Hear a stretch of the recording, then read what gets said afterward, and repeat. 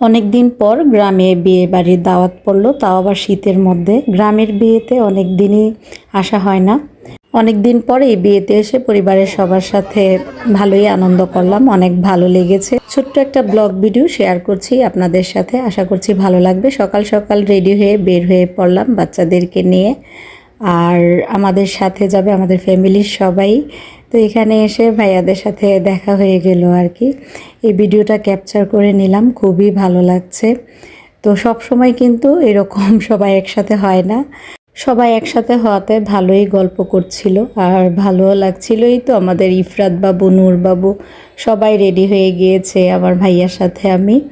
তো আমরা রওনা দিয়ে দিয়েছি। সারা পথ যেতে যেতে মোটামুটি আনন্দই করেছি, খুব বেশি একটা দূরে ছিল না, সেই কারণে আরও ভালো লেগেছে। মানে বেশি লং জার্নি হলে ভালো লাগতো না আর কি।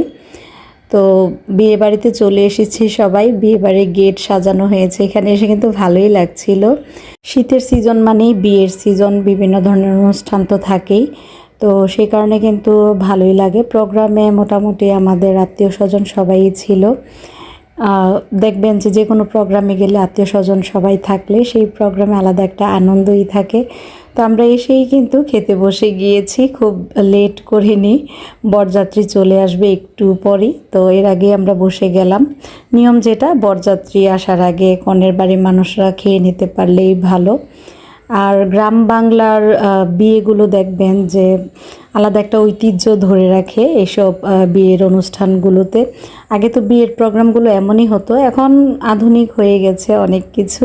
তবে এই বিয়ের প্রোগ্রামগুলো অনেক মিস করি। আগে বিয়েতে অন্যরকম ধরনের কিছু গানও গাওয়া হতো, সেই গানগুলোকে অনেক মিস করি।